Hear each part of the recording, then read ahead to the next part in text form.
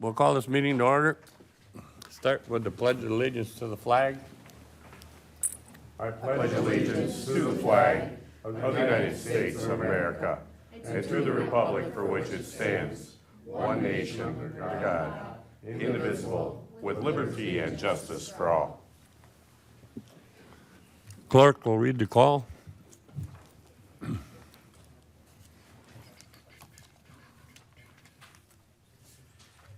Dear Supervisor, please be advised that the Trempealeau County Board of Supervisors will meet at 7 p.m. on May 20th, 2024 in the County Boardroom. All County Board members' claims are due in the County Clerk's office by noon on May 6th, 2024, so they can be prepared for Audit Committee approval. Sincerely, Paul Severson, County Clerk. Roll call. I certify the open meeting law requirements have been met, proper posting and notification. Clerk will read the call, or roll call. Bridget Turner. Here. Stacy Klein. Here. Richard Seisha. Here. Lori Severson. Here. Andy Todd. Richard Anderson. Here. Kevin Adams. Here. Dick Miller. Here. Kevin Wellen. Here. John Austin. Here. Don Waldera. Robert Becker. Here. Renee Lyon. Here. Kellen Nelson. Here. David Larson. Here. Jeannie Nutter. Here. Ron Johnson. Here. 15 and 2.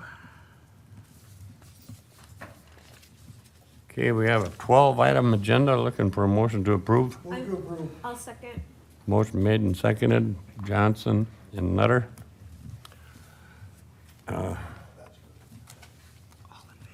All those in favor signify by saying aye. Aye. Opposed, same sign. None. It's carried. Adopt the previous meeting minutes.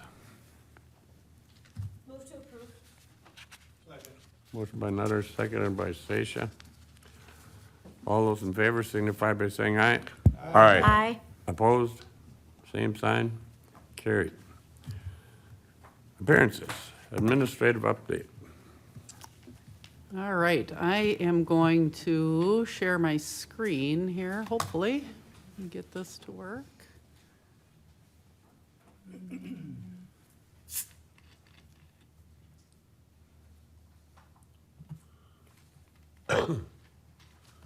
not. Yeah, let's see, we'll try this again.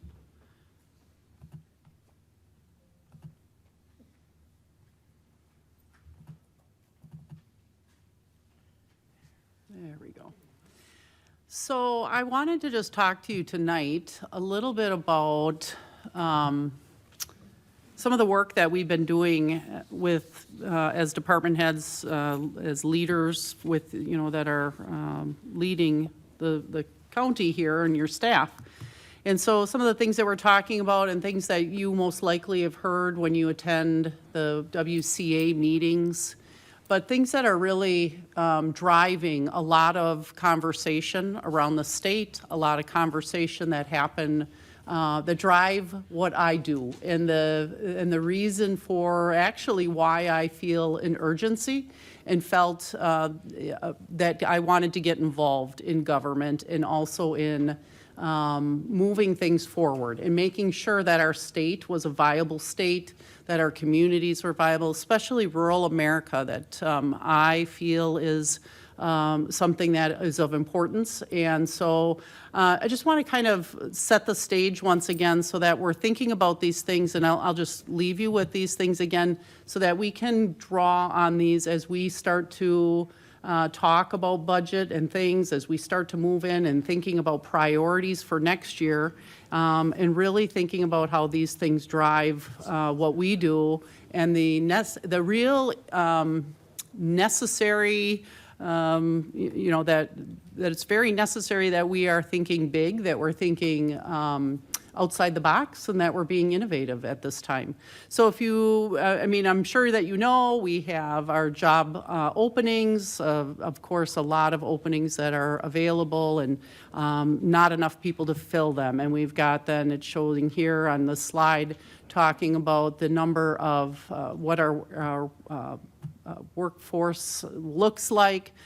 This dropping workforce number, although this has improved in the last couple of years, we still know that there are more people retiring and leaving the workforce than are coming in. You can just see that in this slide that shows, oops, sorry. Let me do this.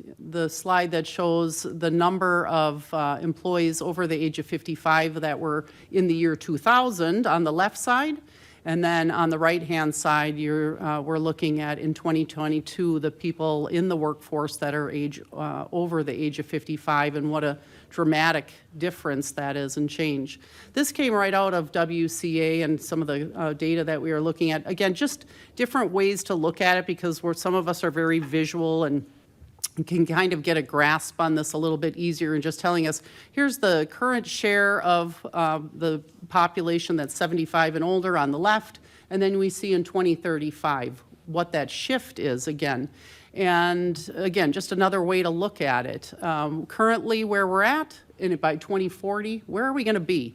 And we can pretty much say that the demographic numbers are leading us in this direction, and that's not going to change real quick. So we need to be concerned about this, because it affects us in many different ways. And this was something that Forward Analytics out of WCA brought forward, and making us think about a little bit. Skilled nursing facility beds projected. So if we look at currently what we're using and what that projected by 2040 would be. And even if we think, well, people might spend more, get more care at home, and they might not go to as many nursing facilities, and we drop that number, we're still looking at huge increases over the next decade or more. According to the 2022 Wisconsin Hospital Association, 6% of registered nurse positions and 9% of certified nursing assistant positions were open in 2016. And last year, those numbers jumped to 11 and 17%. So at that rate, the state is projected to be short almost 20,000 registered nurses by 2035. I mean, this drives me, this concerns me, right? There is a piece of urgency to what we're doing here that makes me concerned about these numbers. Jeannie has a question. Sure, Jeannie.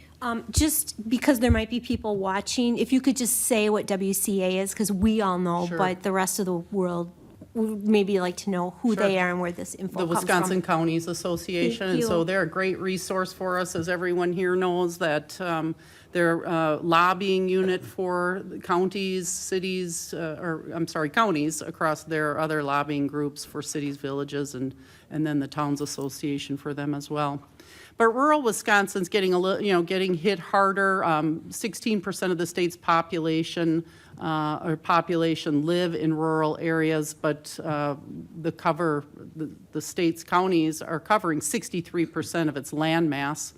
More than 27% of this, more than 1 in 4, 27% of this rural population is 65 or older, compared to 16% for non-rural portions of the state. Birth rates are lower. And then, we've got to be concerned about this affordable health care piece and healthcare in general. When we think about what's happening to the north of us, it really hits home, and we start to really think, yeah, that is a concern, and that can have a huge economic impact and overall care for people in our county. That was one of the first things that I remarked upon when I was interviewing and checking out this area myself, is knowing that Gunderson had put that much money into the system here was very positive. And so that was a positive for me in making a decision, and I think this is the right step for me in coming here as well. So I think, that's just something that we have to consider. When we're looking at this map on here, the lighter areas, the dark purplish areas, are areas that have populations with at least 1 million people or more. And then the little shade lighter is the 250,000 to 1 million. And then it's the counties with fewer than 250,000, but that are the lightest shade. And we see Eau Claire County, Chippewa, La Crosse County. Those, of course, have bigger population centers that are positives for us, because we can draw from those areas and hopefully have an impact on drawing people to the county. So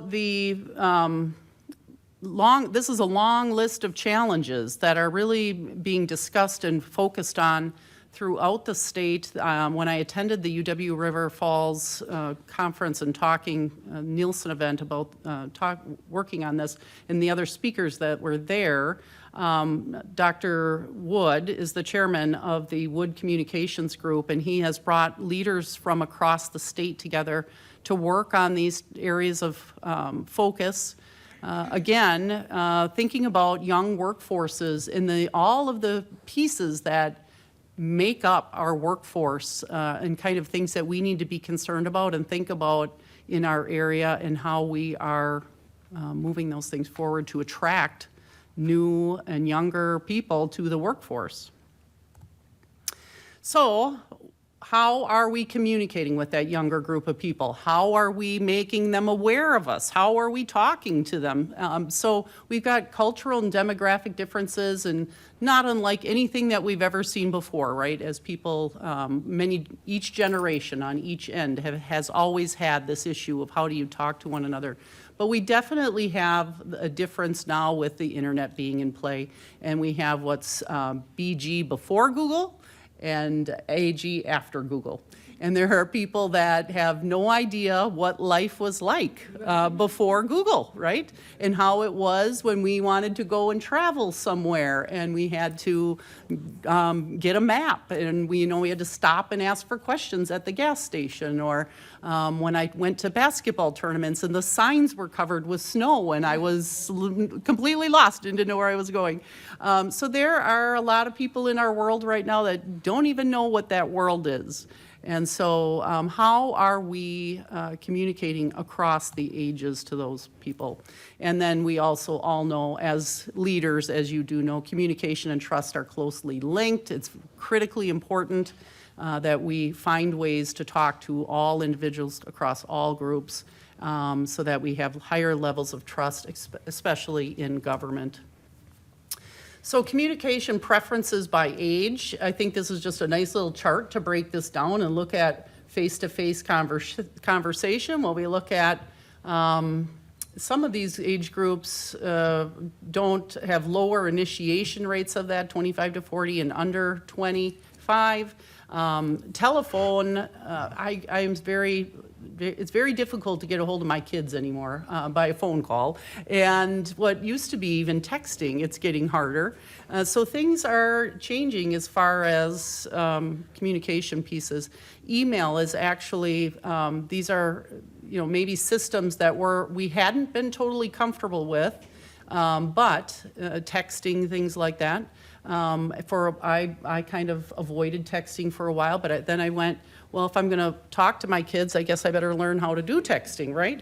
So those are things that move through age groups. And then we have some of these that a lot of us aren't familiar with, but we've been thrown into Zoom because of COVID and more meetings through virtual means. Microsoft Teams, Slack, those are all communication ways to work. Messaging apps, WhatsApp, Facebook, Messenger, and SMS. But if you ask kids what Facebook is, they're going to go, we're not on that, right? They're on Instagram.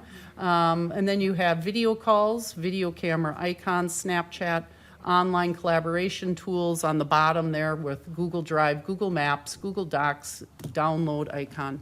You get to the point where, some age groups know this language and others don't, but we need to, as leaders, figure out how we're going to communicate across that broad spectrum and still get our message across and attract people here. So I just bring forward that we cannot continue to do the same thing and expect different results. So sometimes things are going to be a little bit uncomfortable, or things that we think about or talk about are different, and they're expected to be different because we're working in a different world. Technology is changing things so much and so quickly that we do not have the option of sitting by on the sidelines. If you choose to do that, you're going to get lost in the sidelines. And so I will bring those things to you. You need to think about those things, and you need to take that into consideration. But it'll be my job to push you and to think about how we're progressing and how we're moving things forward, but still taking care of everybody, right, on all spectrums, and making sure not everybody's going to be comfortable at all points in this, but I hope that we can continue to think about together on how that's best approached for everyone in the region. So, thank you. Any questions for Rebecca? Seeing none, well, thank you, Rebecca. District Attorney John Sessions is not going to be here tonight, so we move that to next month. But we do have the sheriff here for an update.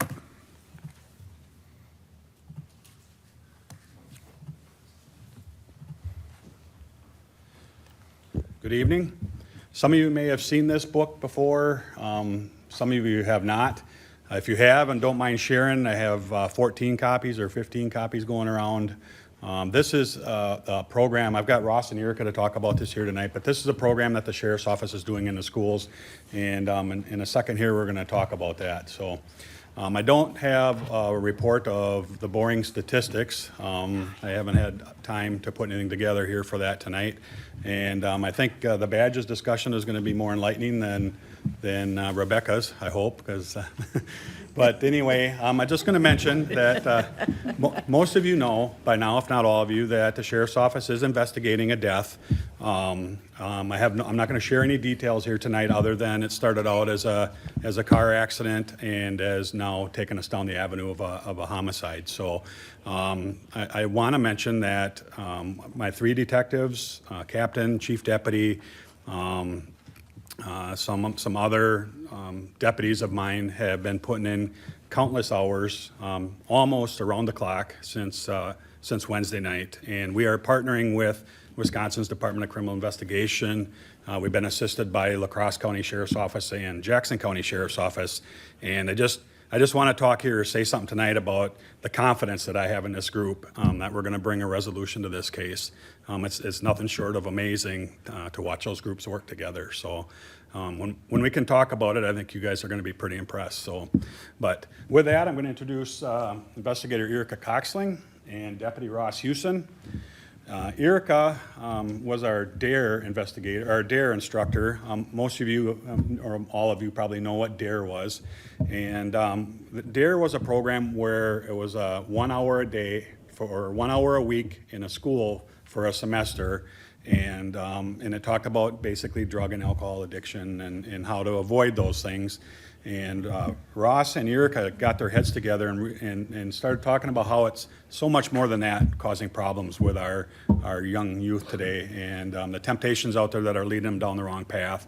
And it's more than drugs and alcohol. And they also worked with the schools and found a better way to get our message across. And because of them, we have our very own program. No other county or law enforcement officer in the entire country is doing this. This is ours. They developed this book, and I want to give them a chance to brag about it tonight and tell about the program. So with that, come on up. Thank you, Sheriff. Like Sheriff said, my name's Erica Coxley, and I work as a detective with the Sheriff's Office. I was the DARE officer for a few years and found some of the topics to be a bit outdated. It's not a bad program at all. Just, we got thinking maybe we could focus more on what the people of Trempealeau County or the youth of Trempealeau County are facing, maybe broaden it outside of drugs and alcohol. Ross is our ICAC investigator, Internet Crimes Against Children, so he deals a lot with the bad side of the internet, and he is an invaluable resource of teaching the kids the dangers out there on the internet. We also offer human trafficking, and we don't just talk about saying no to drugs and alcohol. We talk about brain development and addiction and how that can take a hold of your life. Another thing that was different is we used to send out checks to DARE America, pay for our books and supplies. Now we try to keep that local because the program is funded by donation. So it's nice to keep those donations from the community in the community. So our books are printed at Supreme Graphics. I know Scotty Shuttle from Red Line Design, he's not in business any longer, but he would do a lot of our things for us as well. So we're working on finding someone to replace him in that area. But just keeping things local. Another big thing we do that I think has the most impact, and I think Ross would agree, we like to bring in someone who is personally dealing with substance use disorder and have them speak to the kids. Last year, we had someone actually from the jail. She came in her handcuffs and shackles and talked to the kids and was very open and honest. They asked a lot of great questions, and that's what the kids remember. And we get up there and talk about addiction, and they think, well, you guys, what do you know about that? But you bring someone in who talks about losing their kids, losing everything they had, showing pictures of her as a younger woman, beautiful lady, and then going through addiction, and all of a sudden, you could see the physical changes too, not to mention everything she lost. But we have another gentleman now who's awaiting his sentencing, basically, and he comes and talks to the kids. He grew up in Tucson, Arizona. He was in gangs and dealt with addiction, and he comes and he got arrested in Trempealeau County, and he comes and talks to the kids. He gets nothing in return other than sharing his story, which he says helps him as much as it helps the kids. And I've seen him break down in tears. It's really, that's what the kids remember, and it's been so impactful. And we do also fun things like bring in the canines and drones and all sorts of things. So Ross can tell you a little bit more about what our Badges days look like. Sure. I think one of the other important things, like Eric had mentioned with DARE and like Rebecca just mentioned too, is how fast things are changing and how fast things are moving. Technology obviously being one of the big ones. DARE is a great program. There are still plenty of agencies in the country that are teaching DARE, but we kind of just looked at it and felt that the curriculum was almost the same thing I learned back in 6th grade. And at what point do the kids almost stop caring? Sorry about that. The curriculum was very similar to what I had learned in 6th grade, and most of the people that we work with, we asked around, we said, well, nothing's really changing. And like Rebecca had said too, how fast the world is changing. And we would go in, or Eric would go in teaching DARE, and how quickly the attention span was lost. And we all know, without your phone, I mean, the kids, that's it, that's your phone. So we really wanted to focus on the opportunity to at least grab their attention and start speaking about things that we're living day to day currently. Alcohol and smoking cigarettes was kind of the DARE model. Obviously that still happens, but not as prevalent anymore. Now we're talking about vaping, online safety, and the kind of the cool thing is we have 7, 8 really different topics, and we have the ability to change as things change. What we're teaching this year might be obsolete next year. There's going to be a new app. There's going to be a new drug. There's going to be a new problem. And we try to take on those opportunities to learn about those and get to these kids at a younger age. We've had the opportunity of teaching in almost every school in the county right now.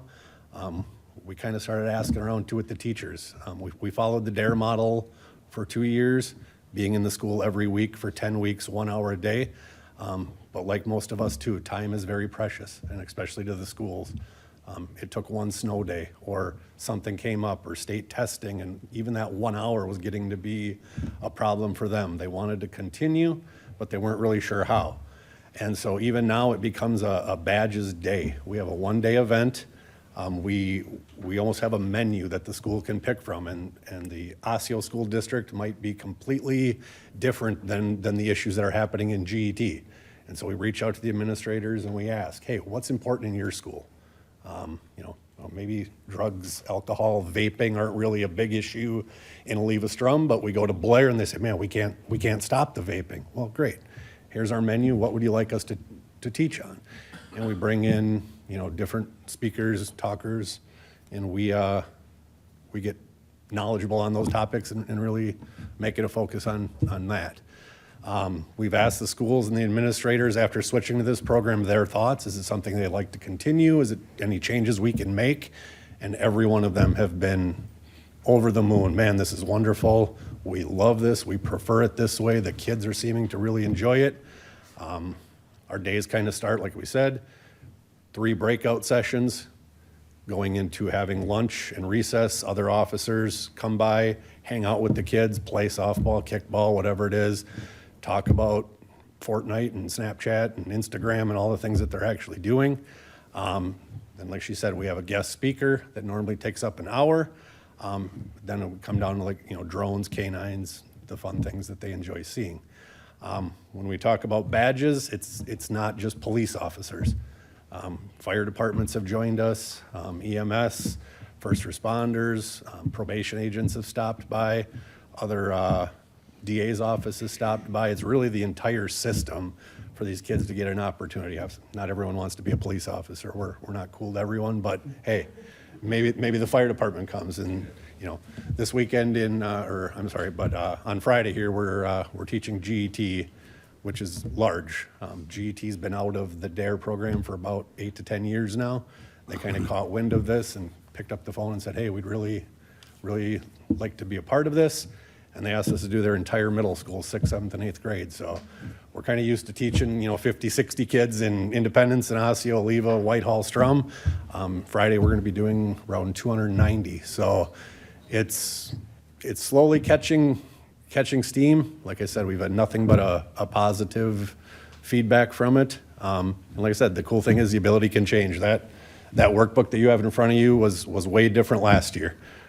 It was more of a workbook that the students were kind of filling in the blanks. But then, like we said, we realized quickly, very seldom are students picking up a pencil or a pen and filling in a book anymore. It's right here, or it's on their iPads. So we changed this one to more of a workbook, a outreach. Hey, bring this home, show it to your parents. A lot of things in there can apply to anyone. And so it's really a resource book and an opportunity for them to have something to take back and be able to use moving forward. So we've really enjoyed it. Like I said, we're getting a lot of positive feedback. It's all donation-based. We've been fortunate enough to get some donations, which are wonderful. And like I said, it just kind of keeps growing steam. We're both pretty proud of it. And right now we're doing every school in the county short of Arcadia. Arcadia is still doing their own DARE program, which is great. But like I said, it's really been a great thing, and it's really catching a lot of steam and a lot of positive feedback. So we appreciate it. Thank you. Yeah. Any questions? Yes, sir. Just a question, you wanted to change, it's great stuff. Thank you. Compliments to the program, student-based, really cool. Any possibility down the road translated into Spanish at all? I hate to bring it up, but I need to. the area that I Absolutely, represent. absolutely. And you know what, that has been brought up, not specifically that, but yes, you're right, a large Hispanic population. That's where we have also kind of adapted and changed. Independence, very large Hispanic population in the schools. For that, we've brought in our Hispanic-speaking or Spanish-speaking deputies as we're kind of giving or hanging out, lunch recess, they're showing off their drones or the canines, hey, in Spanish. And yeah, smiles will lit. Habla Español is a big deal. I think one of the handouts in there is in Spanish. Is it? Yeah, Okay, but 'cause not the that's entire. just something I know in Not my the entire area, book, it's a and lot. yeah, it's great, and we will definitely look into that. But, I mean, the last thing, like I said, is the ability to change. Next year, something's gonna be different. Eric had talked about keeping it local, and that was really great. It's one phone call to Supreme Graphics. They've been wonderful to work with, and it's just, what do you need? And we stop by, or he comes up and change this, and 3 days later, boom, there's 1,500 copies sitting on our desk. So we really believe in keeping it in the area. It's the local donations that are funding this. It's the local kids. And at the end of the day, we want to change, and that was what is important. How many you do print? Excuse me? How many did you print of these? It changes every year. I mean, obviously, when we reach out to the schools, we'll say, hey, it's badges season. Please respond if you're still interested in how many students are going to be in the class. So, for, These two are exactly the same, so you're missing a page. okay, Check page 16 and 17. okay. So like I said, the schools reach out to us, and the number of printed books change every year. I can't remember the exact number. I want to say maybe 900 this year were printed, give or take. It just depends on the enrollment to the school at that time. So adding, It's really important stuff, so it should be there twice. Yeah, but it only has 5, and it says top 10. That's okay. Oh, that's right. I just want to say thank you guys as a parent for the program. The DARE program was a great program when my kids were in school. I mean, they paid attention, their classmates did, and it was a great thing because it gets some of those kids who don't get that parenting at home maybe the way they should, that they learn what can happen to them if they do choose to go down that path. And I like the idea that you guys are making it more local and everything, and thank you guys for doing it, because I think this is an important program for the youth, and because there's so much trash out there that finds something positive. Thank you guys. No, we appreciate it. And I think that's kind of been the cool thing about having the effect of bringing in the addicts or the people that are truly living this. Last year's speakers, currently in prison. When she spoke, she was awaiting sentencing. She knew she was going to prison, and that was clearly relayed to the students. When we spoke again to them this year, the teacher and those students were actually writing her letters in prison, and they got a connection. And she has also written letters back saying, hey, you guys are the ones keeping me focused. I want to get back to my kids. I need to change my life. She's not just letting down her own 2 kids. She felt like, hey, I'm letting down the 60 that I just spoke to last week. And so it's working, and it's creating a positive impact. And, you know, like we said, it's cliche, but hey, if we can only change one life type deal, we've done our job. But she truly is, and it's wonderful. Now, the hard part for us is she goes to prison and we lose the speaker for 3 years. But you know, we were seeing if we could trump up some charges on her to get her back here for an initial appearance for a day. But you know, Can she Zoom? Yeah, I don't think so. You know, we didn't look into it. She's excited to come back. Like I said, it's helping her. And the current guy too, he's going to prison. He knows it. He tells them that, and the looks on their face. But they have been our most popular people. They get asked about, the kids go up and they're hugging them, and these guys, they don't know how to act realistically. But by the end of the day, it's, you know, they're on a first name basis and they're hugging, and the kids come out, hey, this was the best day of school we've had all year, and hey, thanks, and they go home and tell brothers and sisters in second grade, and they can't wait. And so it's really been a positive thing, and it's working. So we're pretty proud of it. So, yes, sir. I've been fortunate enough to be at the Osseo Fairchild Elementary School when they have been there, and it's nothing short of phenomenal, the way they deal with the kids up there. And to see the same kids that I sometimes have a little difficulty with during the day they are involved and watching everything that's going on there. So I just, congratulations to both of you. Thank you. So, and again, it's open. I'm not sure what all the school policies are. I think the sheriff has mentioned before that a few of you guys have asked about the program. If you ever want to attend, reach out. Obviously, we're more than welcome to bring you into the schools if it's for an hour or a full day. We're there from 8:30 in the morning till 3 in the afternoon. Like I said, make a full day. Anybody ever wants to come and tag along. Like I said, our last one is on Friday, so maybe next year might work better, but the invite is always open and available. That was, first of all, thank you. You're doing a phenomenal job here. Thank But you. as now a grandfather and 6 times over a great-grandfather, I think older people could use some of this information. Mm-hmm. Is there anything in your plans? I realize time's at a premium.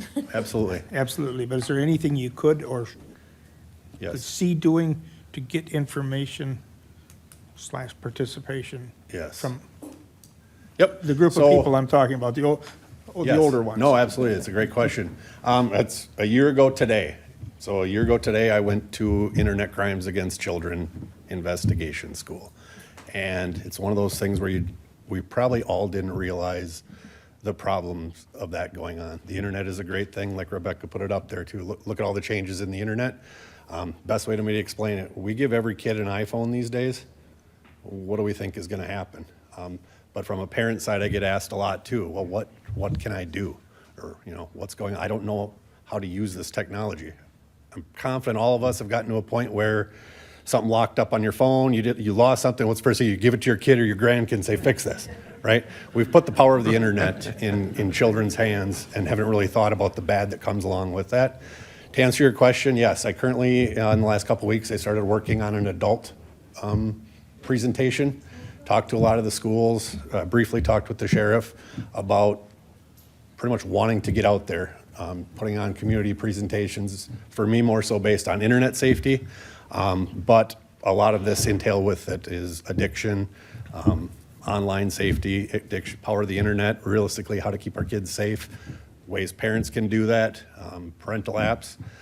The Department of Justice is in the works here of putting on some training, which is almost like a train the trainer, how to use these programs, how to set parental settings on your devices prior to giving them to kids. So yes, Mr. Larson, answer your question. That presentation is currently in the works and hoping next year maybe on a parent-teacher conference night, have a breakout maybe in the auditorium for the adults or attending some local churches in the area, maybe one in Whitehall where Whitehall Independence mix or, Osseo in the north, GET Trempealeau in the south. But yes, it's very important and you're right. It starts with all of us in this room with children and grandchildren. If the sheriff will let you, it could be summer school for the parents and other adults. Yeah, so it's a crazy world we're living in. We're around the calendar, so. That's for sure. Summer, fall, spring, really doesn't matter. That's a great, Yeah. Yep. Like I said, I just started working on it about 2 weeks ago because it quickly came up, it quickly opened our eyes too, going, wait a minute. We can tell a fifth grader all day long, but realistically, who's in charge of these fifth graders? We are. And and it connects to what Rebecca was talking about in how to communicate with each other. absolutely. Because I think we have a major communication problem in this world. Right. Yep. Yeah, I love what you're doing. Thank you. Yeah, we're proud of it. Thank you. Thank you, Sheriff. Thanks, guys. Oh, Yeah, go ahead. Question. I'm sure I've probably asked this in committee before, but, you talk about the local, but is there any possibility of expanding to other counties where other counties would adopt the same program? I recently left a book with the sheriff in Monroe County. I think he had asked Sheriff Semmingson about the program, and he wasn't available that day to talk to me, but I did leave him the book and would welcome to share it with anybody if, the more the better. I think the more the word gets out and.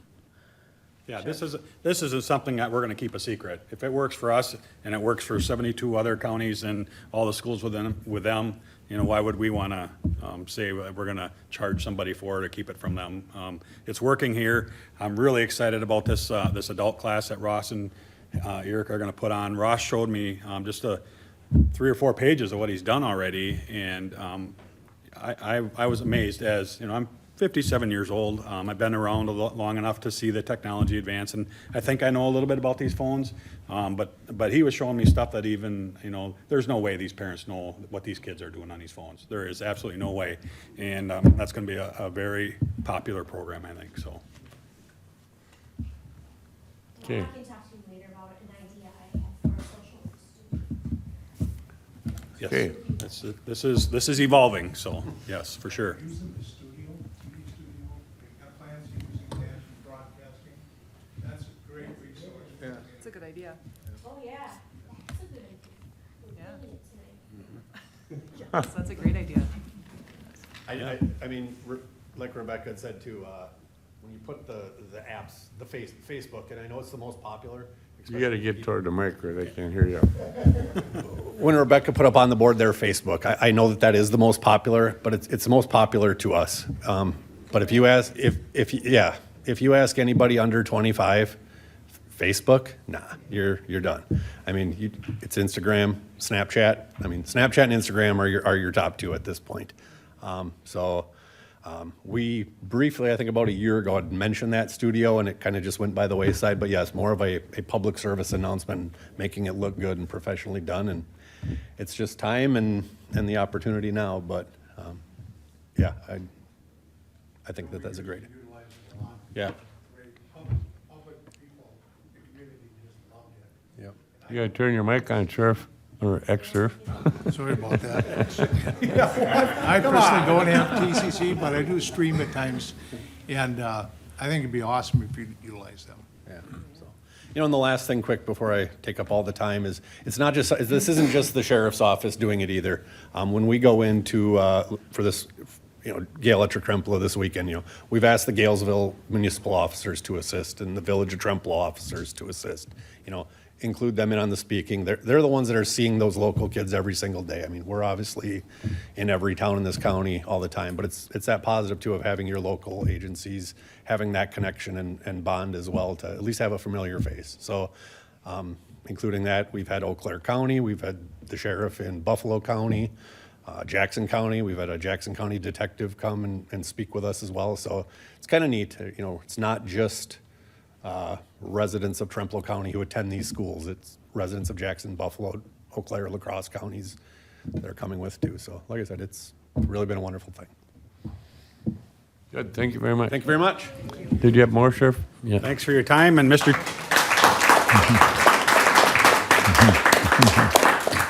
For the record, Mr. Chairman, once a sheriff, always a sheriff. Yeah, there you go. Okay, we're gonna move to item E now because of, we have Brian Riley here from Ellers and County Hospital people, so we would like to bring that issue up now. It's item E, brought to you by the County Board Chair, authorizing the issuance of an establishing On your amended parameters for the agenda. sale or not to exceed $19,200,000 bond. Well, I'm not going to read the 23-page resolution. I'm only going to read, now therefore be it resolved by the County Board of Supervisors of the county that you authorize the issuance and establishing parameters for the sale of not to exceed $19,200,000 general obligation refunding bonds, Series 2024A. You got a motion in a second?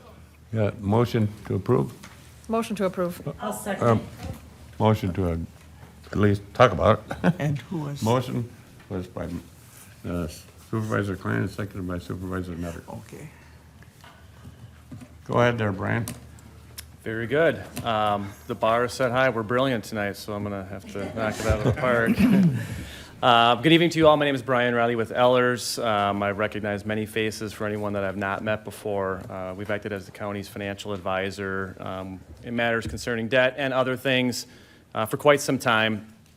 In 2015, the county did issue its general obligation bonds in the amount of $27 million, and that financing was for the stated purpose to construct a new Trempealeau County healthcare facility.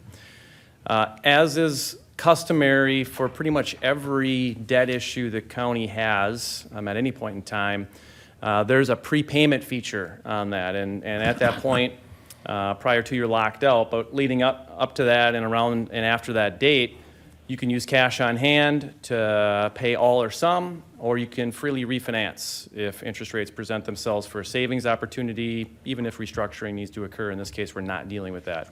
We do happen to be in a moment where interest rates are such that we can potentially save some money. I'll also state these bonds are paid entirely from healthcare center revenues. There has never been a levy associated with the 2015 issue, and there is no intent to levy taxes. So the healthcare center is responsible for the debt service on an annual basis and has carried that cost throughout.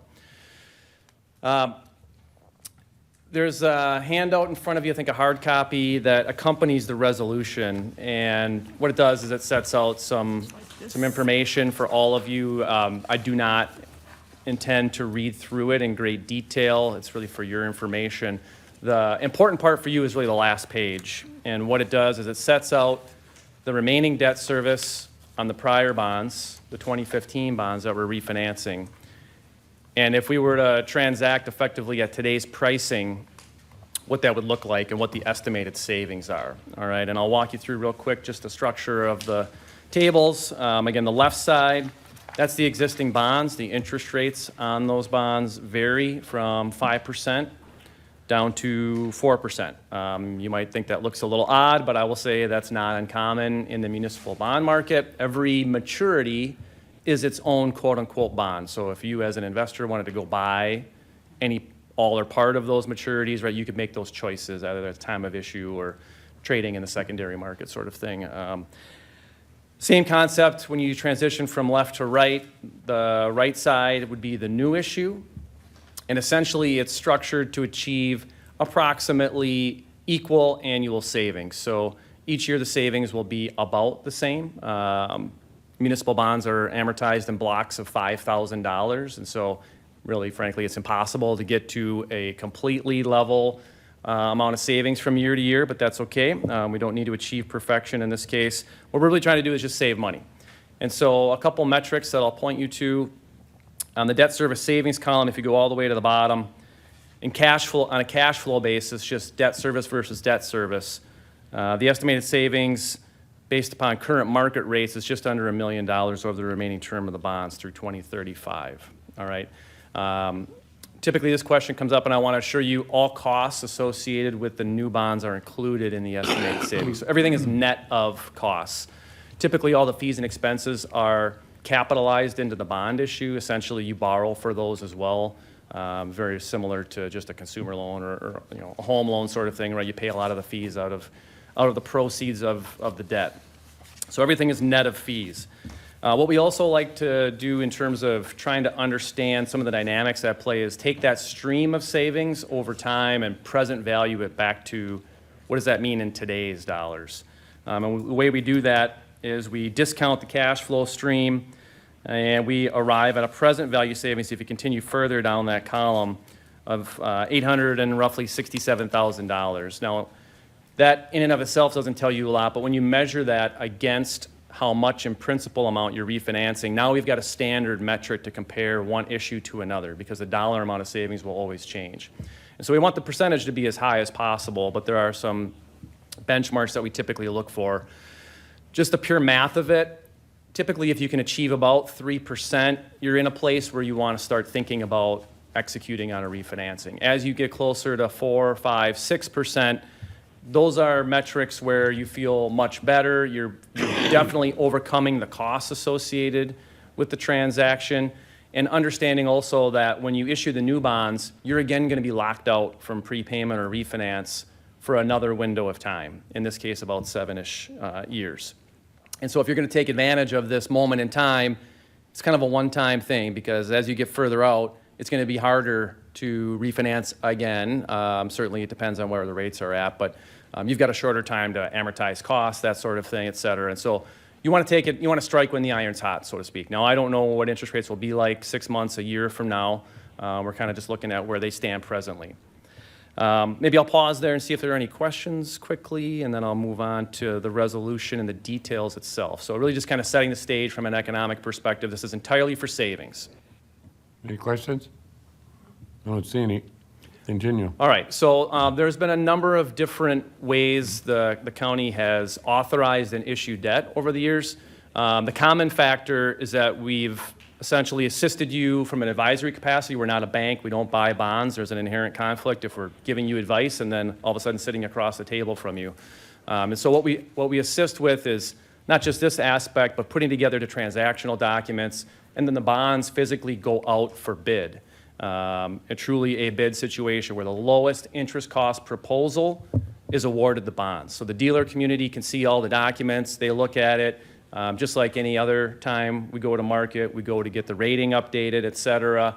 And so they know what they're dealing with, and on the day of sale, bids are due by a certain time, and they basically best and final. And we tabulate those, review them, and if they're conforming to the bid specifications, right, it's the lowest interest cost proposal on that day.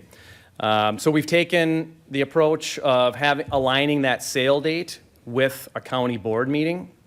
You've also, over time, less common, but have essentially established parameters and delegated some measure of authority to potentially time the sale on a day that may not be a county board meeting. Again, provided that certain metrics are satisfied.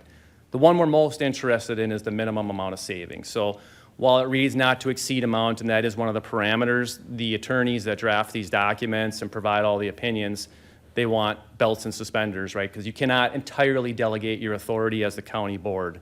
But so they want certain things satisfied so that you, as the decision makers, the elected body, have weighed in sufficiently that you know it's very well dialed in.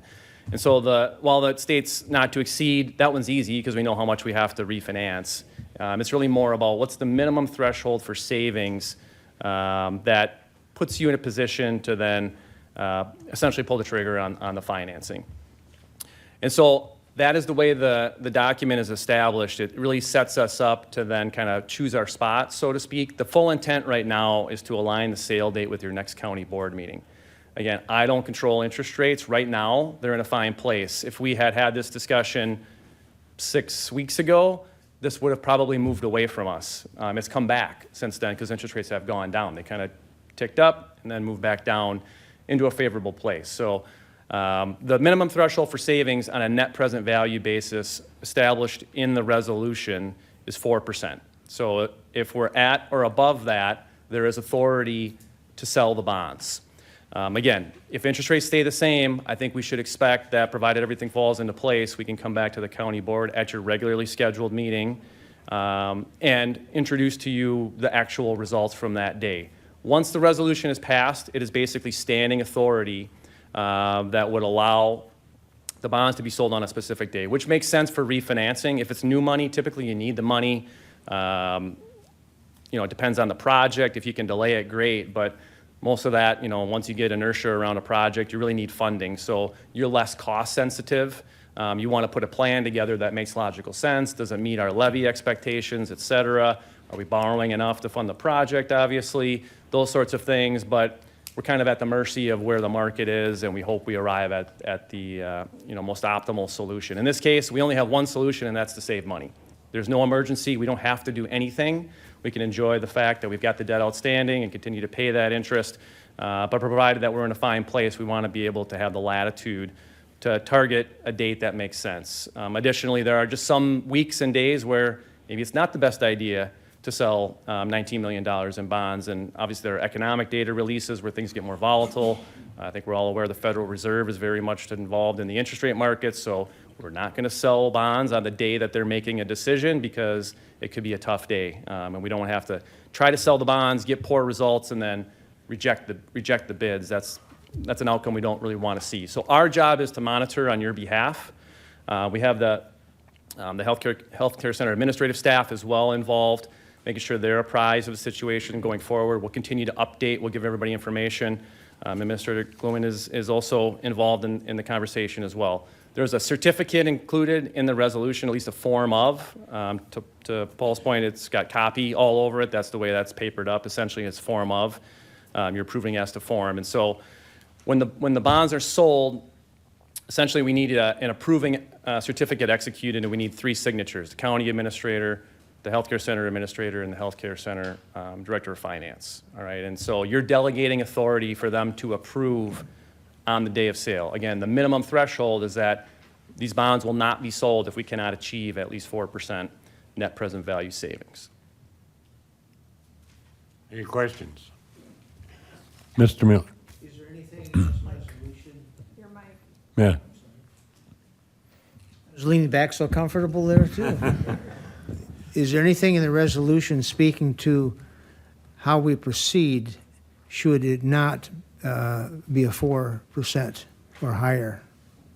It'll basically be on the shelf, essentially. You're not out anything. All of the fees, other than the rating fee, are all contingent in that without a successful closing, you owe no professional party any dollars. So the rating is good for 90 days. So we'll go through that process, and at that point, it's our job to deal with the commercial side of the ratings in terms of the fees. The analysts will never talk about that kind of thing. They can't be conflicted with the money side of things. So if we need to twist some arms, we'll do that on your behalf. But functionally, they may want an update, something to that effect. But at this point, you're out nothing from an economic perspective. And if it's not meeting that standard of 4%, it will essentially be on a T for a point in time when it does. Or if the market moves too far away, it kind of becomes an afterthought, at least for some time until interest rates come back. I would argue if it gets stale, I think it's an obligation of all of us to regroup and come back to you from an informational perspective to say this is back.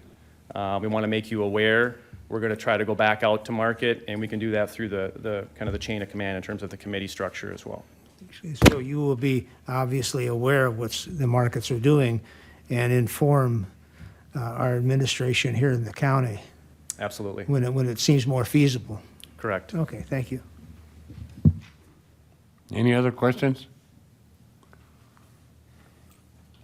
Any comments from administration from the hospital at all, or? No? Okay. Well, thank you so much. Okay, we had a motion and a second to approve go ahead with this for the, what was the minimum? What was it again, 19.2? 19,000,002. 19.2, yeah. So all those, we're gonna do a roll call for this. Money, roll call. You ready? Kevin Whalen, Yes. John Austin, Yeah. Robert Becker, Yes. Renee Lyon, Yes. Kellen Nelson, Yes. David Larson. Yes. Jeannie Nutter, Yes. Ron Johnson. Yes. Bridget Turner, Yes. Stacy Klein, Yes. Richard Sasha. Yes. Lori Severson, Yes. Richard Anderson, Yes. Kevin Adams. Turn your mic on. Kevin? Kevin? His mic is off. Kevin? Your mic is off, Kevin. I'll just go. Dick Miller. Yes. Well, it gives us 14. 14-0. It's still off.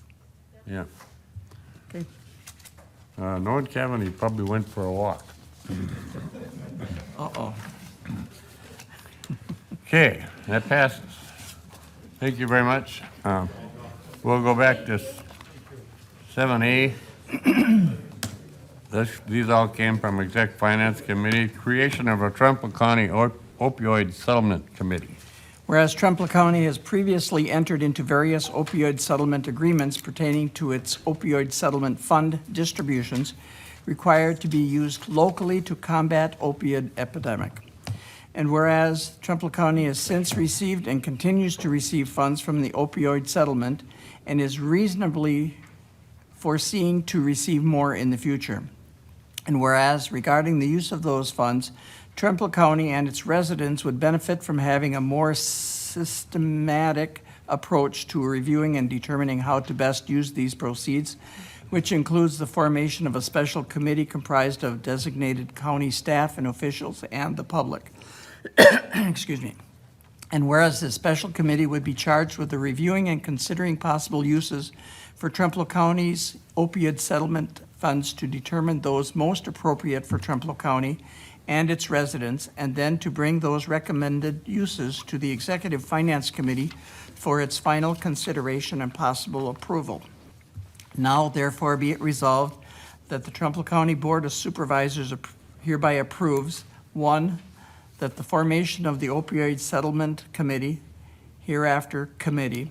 2, that the members of that committee will be the following: Jeannie Nutter, County Board Supervisor; Jay Hind, Director of Human Services; Sheriff Brett Semmingson; Deanne Anderson, Human Services Supervisor, Behavioral Health Services; Jennifer Como, Public Health Officer; Rebecca Gluen, County Administrator; John Austin, County Board Chair; Susan Fisher, Corporation Counsel; and a citizen member to be determined by the chair at a later date.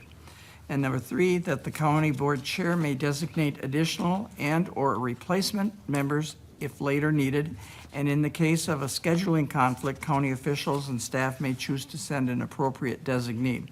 Number 4, that the county receive and/or allocated opioid settlement funds. The committee shall have the authority to review and consider possible uses, projects, and related expenditures, and after doing so, bring forth its recommendations to the Executive Finance Committee. 5, the Executive Finance Committee shall then have the authority to approve or disapprove the recommended uses. And 6, that if any use or uses is approved, the committee shall have the authority to take reasonable and appropriate action in the conformity with state and county laws, procedures, and policy to effectuate the approved use or uses. Introduced by Executive Finance Committee, John Austin, David Larson, Richard Sasha, Bridget Turner, Robert Becker.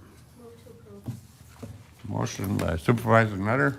I'll second that. Second by Supervisor Wallen. It was Audie. Oh, Becker? Yeah, it was Becker. Came from that direction. Anyway, Over there in the end. I would like to make an amendment to this motion that we add one more individual from the board. Bridget Turner has volunteered, and she serves as supervisor of the Health Committee, or you're the chair of Health Committee, and I think it'd be a great addition. And Human Services, member of Human Services, both. So she would make a great addition to this committee. So, and won't be meeting that often. It's probably, I don't know, how often was it before? You'd have to ask Susan. How often do you meet? I believe we meet right about once a month. Oh, really? Oh, okay. Sounds good. And we have been meeting for months. So I'd like to add Bridget to the list if I can get a, I'll second that motion to amend. okay. We have a motion and a second on the amendment. Any other discussion? Not, all those in favor of the amendment? Yep, go ahead. Just signify by saying aye. Aye. Opposed, same sign. Hearing none, that passed. So we'll add that to the original motion, now to pass the original motion? You ready? With as amended, but Bridget Turner added. All those in favor, signify, we This have one to we're do a gonna- roll call? I think so, because there's gonna be possible per diems and stuff, right? Is there gonna be pay? I suppose. For county board supervisors anyway, the citizens probably, the non-county board probably not. Okay, call the roll then. Ron Johnson? Yes. Bridget Turner? Yes. Stacy Klein? Yes. Richard Seixas? Yes. Lori Severson? Yes. Richard Anderson? Yes. Kevin Adams?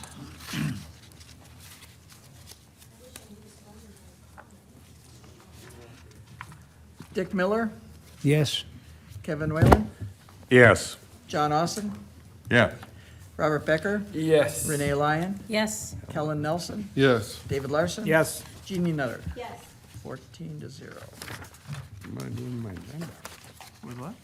What do I do with my agenda? What's on the top? I know you tore it off. Yeah, can't find it. I think it's this one right here. All right. Okay, so this one goes here. and Okay, item 2, designing available funds toward the courthouse renovation project.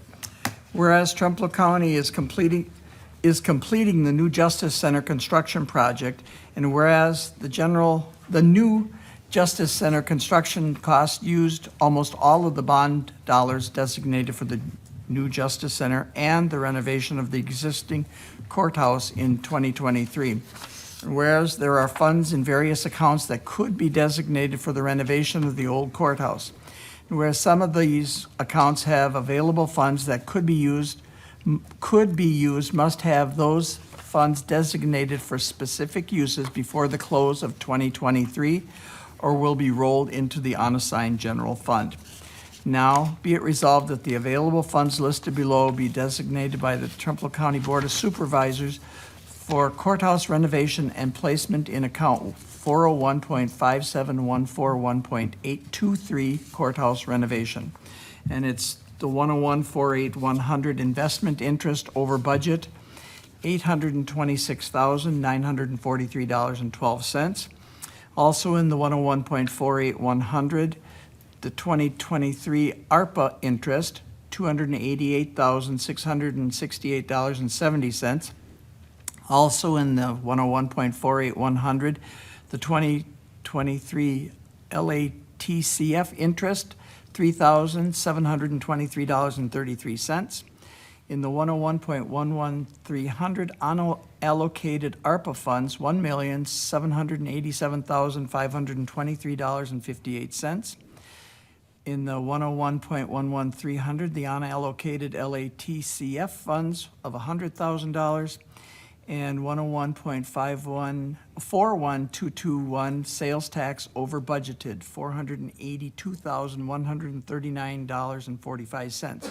Total, $3,488,998.18. Be it further resolved that when any contingency balance from the new Justice Center project and the pending ODP, the ODIP, refunds are finalized, they be brought to the county board for designation. Introduced by Executive Finance Committee, David Larson, Robert Becker, John Austin, Richard Seixas, Bridget Turner. What motion? Move to approve. Second. Motion by Supervisor Turner, seconded by Becker. Supervisor, whoa, Who was Larson. it? Dave got Was it? Dave. Okay. You said Becker. Well, I heard it over here, and then I looked, and he was pointing this way. They don't sound the same, just FYI. Okay, we have a motion and a second. Any discussion? Paul, can you just go over what some of the acronyms are here so that everybody knows Oh, what those great, I are? don't know the LATCF, local, tribal, Yes, something fund, yeah. yeah, it's, Community fund? we got $50,000 2 years ago, and then another $50,000 last year in '23, so the total is $100,000. I should have looked that up. Do you want me to look it up It's right now? local. Google it, Google it. and it'll I know pop right it's, up. the T is the tribal. I'm sorry, I don't. Mr. Chair, may I, while people are looking this up, Yeah. may I ask a question of our administrator? Sure. Rebecca, do you have anything new at all to report regarding the request of funds? I have one disappointing report. That's all I have right now is I found, I was notified by Congressman Van Orden's office that Okay. we did So not did I. receive funding through his office. So they have chosen other projects to get behind. So I did reach out to Senator Baldwin's office again on representatives, and they said they're still working through there. So we will have a little bit more time yet before we hear on that one. Very, very, very competitive. Like I've said, it's 400 applicants at the senator's level with Senator Baldwin, so. Now, I would assume that should there be an approval, that matter would come back to the board in reference to these amounts we have allocated possibly. Possibly how we would, yes. Yeah, if that would or would not affect this Correct. and the And plans. this is just so we can get it designated for the books Right, at this point. I understand that, Yep. yeah. Thank you. And the LATCF stands for Local Assistance and Tribal Consistency Fund. Can you explain what that fund is and how it relates to It's a- building?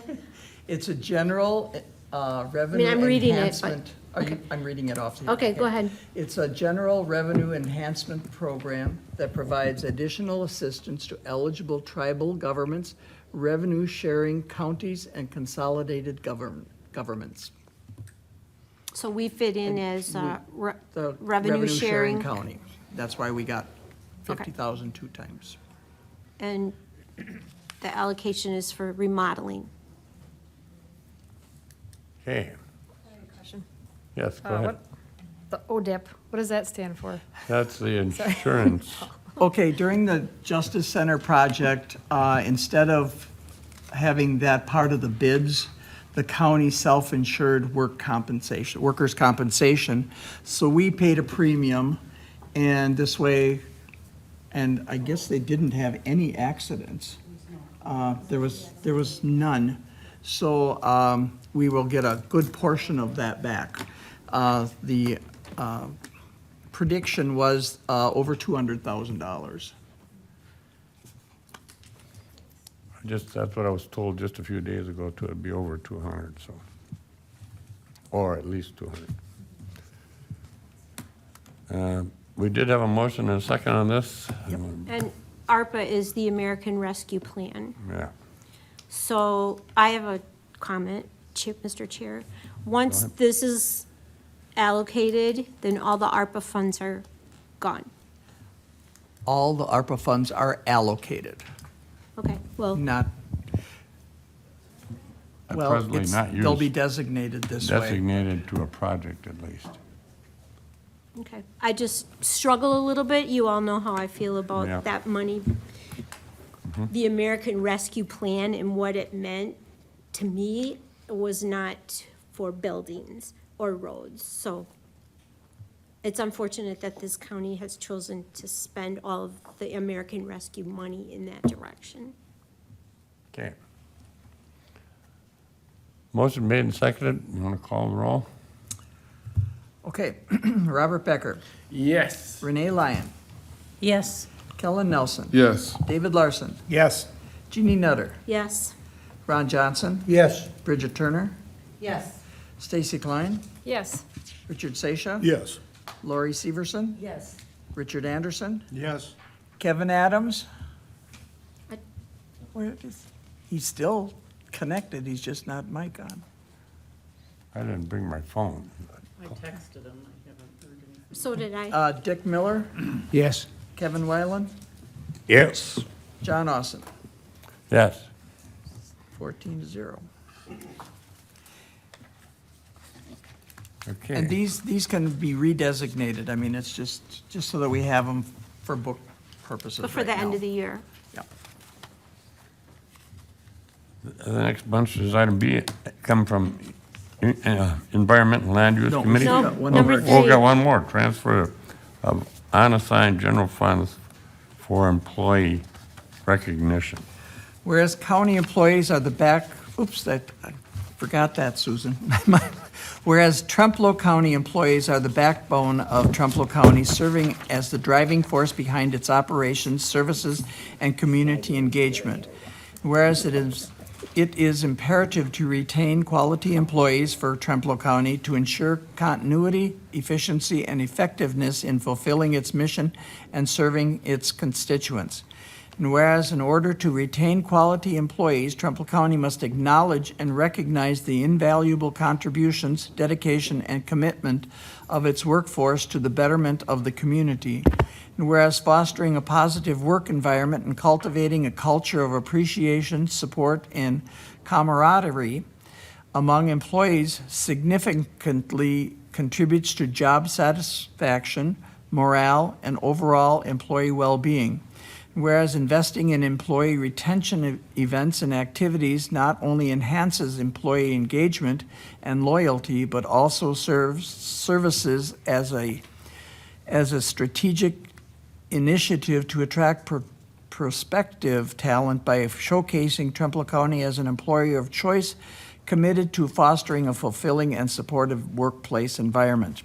Whereas implementing employee recognition programs, professional development opportunities, team-building activities, and wellness initiatives are essential components in nurturing a positive workforce culture that fosters employee satisfaction, retention, and organizational success. Now, be it resolved that the Trempealeau County Board of Supervisors authorize the transfer of $2,000 from the unassigned general fund account 101.532 to account 101.51110.999 for employee recognition, introduced by Executive Finance Committee, David Larson, Bridget Turner, Richard Seisha, John Austin, Robert Becker. Motion by Supervisor Nutter and seconded by Supervisor Anderson. Discussion at all? Hearing none, please call the roll. Kevin Adams, we'll give him one more chance. Lead off. Dick Miller, Yes. Kevin Whalen, Yes. John Austin, Yeah. Robert Becker, Yes. Renee Lyon, Yes. Kellen Nelson, Yes. David Larson. Yes. Jeannie Nutter. Yes. Ron Johnson. Yes. Bridget Turner, Yes. Stacy Klein, Yes. Richard Seisha. Yes. Lori Severson, Yes. Richard Anderson. Yes. Okay, and 14-0. Thank you to everyone. Environment and Land Use Committee, amendment to comprehensive zoning ordinance, Chapter 4 and 18. Whereas Trempealeau County previously adopted a comprehensive zoning ordinance, which was last amended on May 16th, 2022, and whereas pursuant to county ordinance and as consistent with state law, the Environment and Land Use Committee may prepare and submit proposed amendments to the comprehensive zoning ordinance for consideration and for possible adoption by the Trempealeau County Board of Supervisors. And whereas the proposed amendments to the comprehensive zoning ordinance are attached hereto and reflect recommended changes to Trempealeau County zoning ordinance chapters 4 and 18. Whereas a public hearing was held on April 3, 2024 pursuant to Wisconsin statute 59.69 parentheses 5E2 regarding these proposed amendments to Trempealeau County zoning ordinance change, chapters 4 and 18, a copy of which has been filed in the Office of the Department of Land Management and the Office of the County Clerk, and were available for public inspection for at least 2 weeks prior to the adoption of this resolution. Whereas Environment and Land Use Committee has reviewed the proposed amendments to the comprehensive zoning ordinance, determined that the proposed amendments are needed and in the best interest of health, safety, and welfare of county residents, and that they would better protect county land and resources. Now, be it resolved that the Trempealeau County Board of Supervisors hereby adopts and approves the attached amendments to the Trempealeau County zoning ordinance, introduced by an Environment and Land Use Committee, Kellen Nelson, David Larson, Don Waldera, Randy Severson, Anthony Munson. Move to approve. Oh, and Stacy Klein. She's on the second page, I'm sorry. A motion by Supervisor Nelson. Second by Supervisor Wallen. Who? Wallen. It was Audie again. It's- He sounds just like Becker. me, John. It was Becker. He just sounds like me. It was Audie Becker. It was Audie. Huh. You must saw my lips move, John. Dang. It sounded like it came down there. We sit pretty close, John. Sorry about that. No. Okay. Any discussion at all? Not, just call a roll. Dick Miller, Yes. Kevin Whalen, Yes. John Austin, Yeah. Robert Becker, Yes. Renee Lyon, Yes. Kellen Nelson, Yes. David Larson, Yes. Jeannie Nutter. Yes. Ron Johnson, Yes. Bridget Turner, Yes. Stacy Klein, Yes. Richard Seixer. Yes. Lori Severson, Yes. Richard Anderson, Yes. Kevin Adams. 14-0. Has someone tried calling him? Yeah, somebody did. Texted him again and he's not answering. Or even like call him multiple times? We should answer at some point. Okay. Rezone transitional ag to commercial for Lean, Town of Ettrick. Whereas Lean Auto Sales, landowner Kevin Lean, petitioner, Ettrick, Wisconsin, has requested the rezone of a parcel of land in the town of Ettrick for the purpose of keeping the historic nature and appearance of existing beach garage for an intended auto sales business. And whereas the rezone is on approximately .117 acres, more or less, and whereas a public hearing was held pursuant to section 59.69 parentheses 5 of the Wisconsin statutes, whereas the town of Ettrick supports the rezone request, whereas the Environment Land Use Committee moved to rezone the parcel from transitional agriculture, TA, to commercial, C, and it appears that the zoning change request is appropriate under the circumstances. Now be it resolved that the county adopt the attached ordinance amending the zoning district boundaries as indicated, introduced by Environment Land Use Committee, Kellen Nelson, Andrew Todd, David Larson, Kevin Whalen, Randy Severson, Anthony Munson, Stacy Klein. Move to approve. Second. Who got in feathers? That time, Nelson and seconded by Supervisor Wallen. Thank you. Gotta be right sooner or later. Any And discussion there's- at all on that? And Mark is here. Or Anybody, you wanna, Verge? Bird, you wanna tell us what's actually happening there? I'm Bird Ganoff, I'm a zoning technician with the Department of Land Management. I've always heard that good things come to those who wait. This is a rezone of .117 acres from Transag to commercial. It is in the heart of Beach's Corner, for those of you who are familiar with that little burg. It's right to the east of the Beach Bar. And someone asked me earlier about why it probably wasn't rezoned earlier, and I think maybe because it was vacant, and it was just sitting there and it kind of got overlooked. The neighbors were all notified. We did get one letter from a neighbor, and she was in favor of the rezone. And I had a letter from the town of Ettrick, which they're in approval of. The comprehensive plan is R20, but this parcel is right next to another business that is zoned commercial in Beach's Corner. And do you have any questions for me? No, thank you.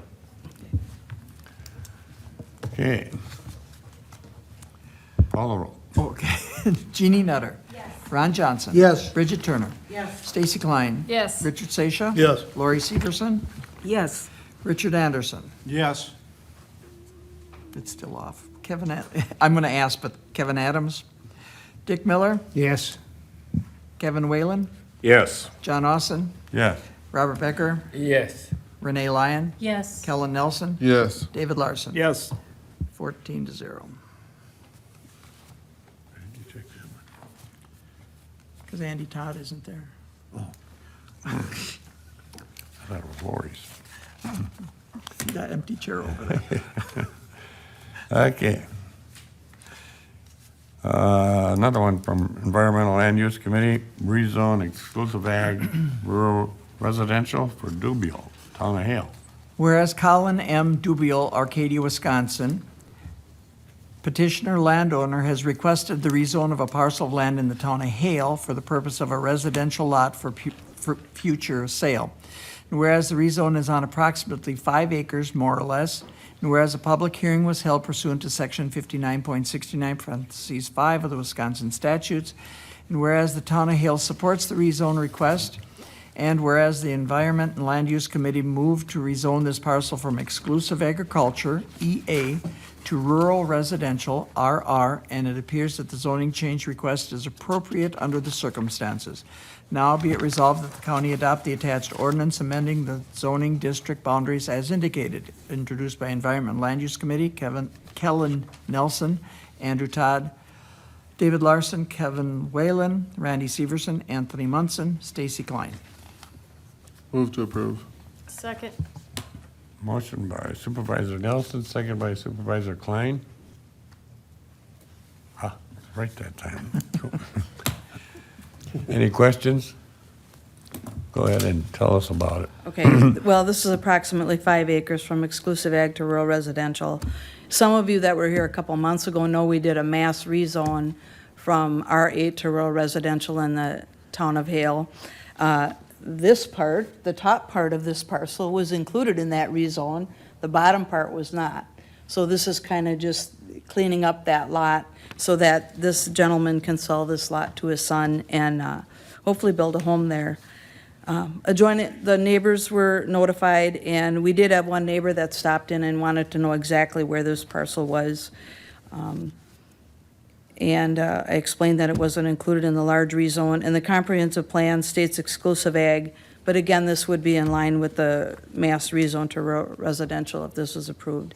And I just want to add, I'm always happy to be here to get these rezones passed because it means someone is closer to maybe achieving, getting a business started or developing their land.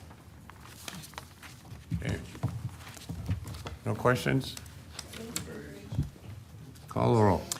Richard Anderson. Yes. Still off. I was looking up there this time. Kevin Adams. Dick Miller. Yes. Kevin Whalen. Yes. John Austin. Yes. Robert Becker. Yes. Renee Lyon. Yes. Kellen Nelson. Yes. David Larson. Yes. Jeannie Nutter. Yes. Ron Johnson. Yes. Bridget Turner. Yes. Stacy Klein. Yes. Richard Sasha. Yes. Lori Severson. Yes. 14-0. Okay, the next resolution comes from Parks, Tourism, and Economic Development Committee. Accept the gym grant funding. Whereas Trumbull County attracts visitors with abundant outdoor recreation opportunities, beautiful landscapes, welcoming communities, and friendly people. Whereas these visitors contribute significantly to the economic well-being of the county, spending an estimated $67 million in Trumbull County in 2022. Whereas Trumbull County seeks to better understand what is attracting visitors to the area so it can refine and enhance its marketing strategy. Whereas Trumbull County applied for and has been awarded a Joint Effort Marketing, GEM, grant in the amount of $16,964.46 from the Wisconsin Department of Tourism to assist with destination tourism development. Whereas Trumbull County intends to provide the needed match for the grant by allocating staff time as an in-kind expense paid for by Trumbull County. Now be it resolved that the Trumbull County Board approves and accepts these grant funds to account 101.43597, GEM grant revenue, approves expenditures from account 101.56331.210, GEM grant expense, and approves any other appropriate and related actions as needed in relation to the GEM grant project. Introduced by Parks, Tourism, and Economic Development, Jeannie Nutter, Lori Severson, Buzz Sorgi, Kevin Whalen, Kevin Adams, Renee Lyons, Jean Galazinski, and Robert Petrick. I'll second that. Motion to approve by Supervisor Nutter and seconded by Bridget, Turner. Supervisor Turner, yes. Okay. Any questions? None? Call the roll. John Austin, Yes. Robert Becker, Yes. Renee Lyon, Yes. Kellen Nelson, Yes. David Larson. Yes. Jeannie Nutter, Yes. Ron Johnson. Yes. Bridget Turner, Yes. Stacy Klein, Yes. Richard Sasha, Yes. Lori Severson, Yes. Richard Anderson. Yes. Last chance, Kevin. Dick Miller, Yes. Kevin Whalen, Yes. 14-0. Audit Committee, members' claims. Whereas the Audit Committee has audited the following claims and recommend that they be allowed as follows. John Austin, $1,133.58. Kevin Adams, $330.40. Robert Becker, $229.48. Ron Johnson, $351.84. Stacy Klein, $285.76. David Larson, $247.82. Renee Lyon, $50. Dick Miller, $121.44. Kellen Nelson, $973.78. Jeannie Nutter, $531.32. David Orsh, 0. Emery Palmer, $50. Richard Sasha, $339.36. Dan Schreiner, $153.35. Lori Severson, $82.16. Andy Todd, $262.56. Bridget Turner, $800.16. Dawn Waldera, $228.14. Total per diem, $4,600. Total expenses, $1,571.15. Grand total, $6,171.15. Now be it resolved that the claims be allowed as shown. Introduced by Audit Committee, John Austin, Stacy Klein, Richard Sasha. Looking for a motion to approve? Move to approve. Second. Motion by Supervisor Turner, seconded by Supervisor Larson. Any questions? Not, just call the roll. Bridget Turner, Yes. Stacy Klein, Yes. Richard Sasha. Yes. Lori Severson. Yes. Richard Anderson. Yes. Kevin Adams, I'm saying it, but I know I won't hear anything. Dick Miller, Yes. Kevin Whalen, Yes. John Austin, Yes. Robert Becker. Yes. Renee Lyon. Yes. Kellen Nelson. Yes. David Larson. Yes. Jeannie Nutter. Yes. Ron Johnson. Yes. 14-0. You heard nothing back then? I think everybody's got a copy of the appointments on their desk. What now? There was a couple of changes we made, switched to make better fits. So this is our new copy for committee meetings. Mr. Chairman, Yeah. if you look at the PTAD committee, I do believe that Jeannie Nutter is the vice chair and I was the secretary. I have that, yes, I have, oh, you're the secretary of the PTAD? Yes. Okay, that one, good. I will fix that one. I will, good. I will fix that. I had Jeannie Nutter as the vice, Yes. but okay. I see there was 3 stars on there. Okay. Lori as the chair, Jeannie as the vice chair, and Renee as 3 stars. Got it. Okay, and I also, in looking at all this, I have not heard from law enforcement if they've done their officers, or the Board of Health, or personnel bargaining, so those 3 I need, so. I'm thinking Board of Health should be done I too. gave you personnel bargaining. It's Kellen's the chair, Yep. Jeannie's the vice chair, and I'm a secretary. Law enforcement. Hang on. Judge.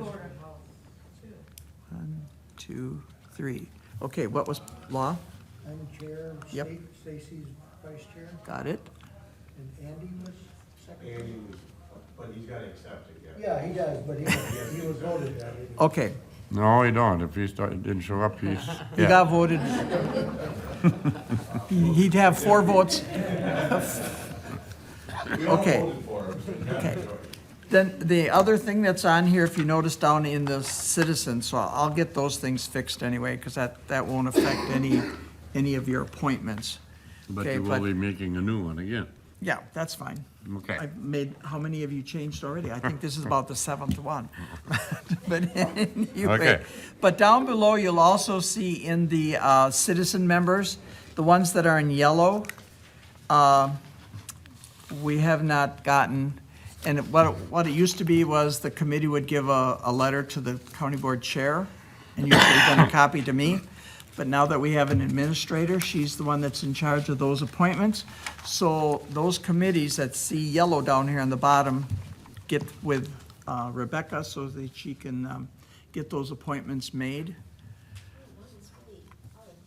A couple of them are, there's two, one from December 23 and one from April of 23, and then 2 from April of 24, which is just last month. Mr. Chair, do you need a motion to confirm? Yes. I so move. Motion by Secretary Supervisor Miller and seconded by Supervisor Lyon. All those in favor signify by saying aye. Aye. Okay, I'll get a new one out to you again. Thank you. committee reports, they're attached in here, monthly budget report is in here, or it's on the computer. No, it's in here. Yep, it's there. And then, Sales tax and general fund. sales tax was up, pretty good month for sales tax. No, it was a bad one. Was it? Yeah, it was. Am I looking at the wrong sheet? Boy, John, where you been? Yep, you're looking at the wrong sheet. I was Should have looking, been after this one. I was on the computer, look. We No, go. right here, right here. Yeah, what's the next one? 146 compared to 174 and 180. Well, Down here. oh, that's right, I was in this year, yeah. Okay. Anyway, you have everything there. Next meeting, any correspondence? Did you have any I correspondence? didn't have any. I will. Yes. Under correspondence, just wanted everybody to know Dawn Waldera apologizes for not being here tonight. She wanted to come. Her dad's not doing very well, so she stayed with him. It's just, so you know where she is. John. Oh, God. She apologized for not coming, but That's John. We can understand that. Send our best wishes if you see her. Okay, He's still on. instruct the clerk to pay mileage per diem. Looking for a motion for that. Motion. Or second. Motion by Supervisor Turner, second was by who? I thought it was over here. Seconded by. Oh, Doc. Okay. Doc, this is second. All those in favor? Supervisor, here we go. Oh, we got to do a roll call again. Richard Anderson. Kevin, you want to get paid for tonight? I have a problem with that one now. That he will not be. Even though he was here for roll call, he hasn't participated. So Dick Miller, Yes? Kevin Whalen, Yes. John Austin, Yes. Robert Becker, yes, sir. Renee Lyon, Yes. Kellen Nelson, Kellen Nelson, Kellen Nelson. Kellen here? Kellen Nelson. Want to say it now? Okay. David Larson? Yes. Jeannie Nutter? Yes. Ron Johnson? Yes. Bridget Turner? Yes. Stacy Klein? Yes. Richard Sasha? Yes. Lori Severson? Yes. Next meeting is June 17th, 7 o'clock. We will adjourn at 8:36.